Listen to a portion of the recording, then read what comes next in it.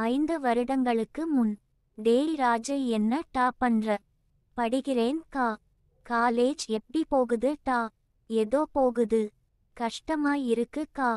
அப்பா அம்மா இல்லாத உன்னைய உங்க பாட்டி கஷ்டப்பட்டு படிக்க வைக்குது. நல்லா படி டா. சரி கா. வந்த விஷயம் என்ன? உன்கிட்ட பேசணும் டா. சொல்ல கா. நேத்து வந்து என்ன பொண்ணு பார்த்துட்டு போனாங்க டா. சூப்பர் கா. மாப்ள பிடிச்சிருக்கா? அழகா இருக்காரு, நல்ல சம்பளம். கல்யாணத்துக்கு அபுரம் பட்டணம் போயிடுவேன் டா. அப்புறம் என்ன? சீக்கிரமே கல்யாண விருந்துதா? அட போடா, அது தான் பயமே. என்கா இப்படி சொல்ற? பின்ன என்ன டா, சின்ன வயசுல இருந்து அப்பா இல்ல, அம்மா என்ன கஷ்டப்பட்டு ஆளு ஆகிச்சி. எனக்கோ கூட பொறந்த ஊரவும் இல்ல. பக்கத்து வீட்ல இருக்குற நீ தா எனக்கு தம்பி மாதிரி. நான் போனதும் அம்மாவ பாத்துக்கோ டா. அமுதா அக்கா பேசும்போது அவளின் அழகி பார்த்து கொண்டு இருந்தேன். அமுதா அக்காவை நினைக்காத நாளே இல்ல. நல்ல வட்டமான முகம், மாநிறம். இப்படி ஒரு அழகி திடீர் என்று திருமணம் என்று கூறியவுடன் மனதில் கவலை தழும்பியது. அவ்வப்போது நாங்கள் விளையாடும் போது பார்த்து இருக்கிறேன். என்ன டா, நான் பேசிட்டே இருக்கேன், பதில் ஏதும் இல்ல. என் கஷ்டம் எனக்கு தா தெரியும். சரி, கல்யாணம் எப்போ? அது கிடக்கது 4 மாசம். ஏன்கா சலிச்சிக்கிற? சலிப்பு இல்ல டா, பயம். எதுக்கு கா? ஒன்னும் இல்ல டா.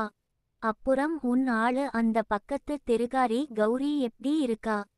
எனக்கும் அவளுக்கும் சின்ன சண்டை கா. நான் வேணும்னா அவ கிட்ட பேசவா ராஜு? வேண்டாம் காயும் தொர பெரிய மனுஷன் ஆயிட்டாரு. சரி, வீட்ல வேலை இருக்கு, வரேண்டா. சும்மா இருந்தா தோட்டத்துக்கு வாடா. சரி கா. அவள் போனதும் என் மனதில் பல குழப்பங்கள். அக்கா போன்று இருந்தாலும் இல்லை இல்லை, இவளை எப்படியாவது எனக்கு அடிமையாக்க வேண்டும்.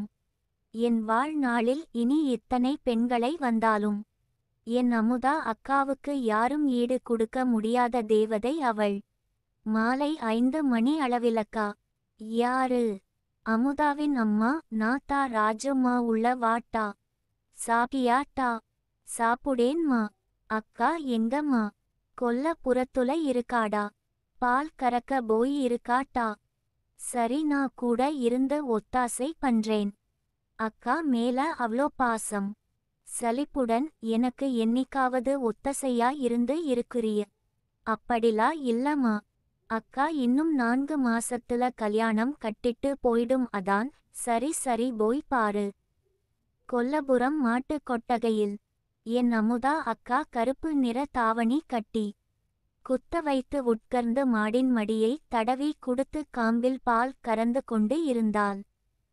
அப்போது அவளது கன்னத்தில் இருந்த வியர்வை முத்துக்கள். என் கண்களுக்கு என்னை சுற்றி எதுவும் தெரியவில்லை. என் அமுதா அக்கா பால் கறக்கும் போது மட்டும் தெரிந்தது. சத்தம் போடாமல் மெல்ல அவள் பின்னால் போய் நின்றேன். எதுவும் தெரியாதது போல் அவள் எதிரே போய் உட்கார்ந்து அக்கா என்றேன். பால் கறக்கும் போது அவள் கையில் அணிந்து இருந்த கண்ணாடி வளையலின் சத்தம் என்னை நிலை தடுமாற செய்தது.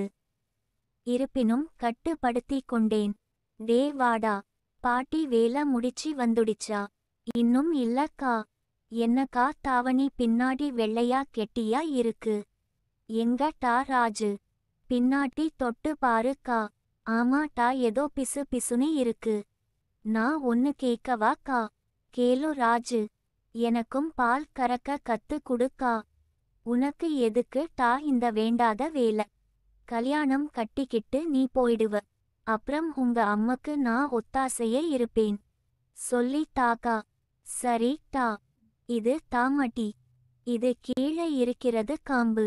மெல்ல காம்ப பிடிச்சி மேலையும் கீழையும் இழக்கணும்.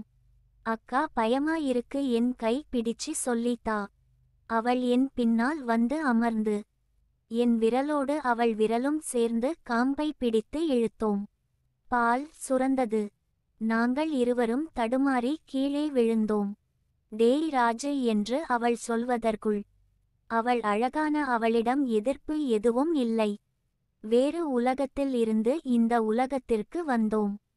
போய் கோபத்துடன் இவன் தாமா பால் கறக்க கத்து குடுக்க சொன்னான். இப்போ பாரு கீழே விழுந்தது தாம் மிச்சம். சரி சரி யாருக்கும் அடி படலையே. இல்லம்மா அக்காகு தா கீழே விழுந்து வீங்கிடுச்சு என்று சொன்னேன். அமுதா அக்காவின் முகம் வெட்கத்தில் சிவந்தது. எங்க டீ அடி பட்டிருக்கு காமி. முட்டிலம்மா. சரி டா ராஜு. உங்க பாட்டி வேலை முடிஞ்சி வந்துருச்சு. அத சொல்ல தா வந்தேன். அமுதாவின் அம்மா முன்னே செல்ல நான் அவர்கள் பின்னே சென்றேன். என் பின்னால் வந்த அமுதா அக்கா என் காது அருகில் வந்து கிசு கிசுத்த குரலில், நைட்டு அம்மா கூத்து பார்க்க போயிடும். ஒரு 10 மணிக்கு வீட்டுக்கு வாட்டா. நான் ஆகாயத்தில் பறந்தேன். இரவு என்ன என்ன நடக்கப் போகிறது என்று நினைத்து ஆவலுடன் வீட்டிற்கு போனேன்.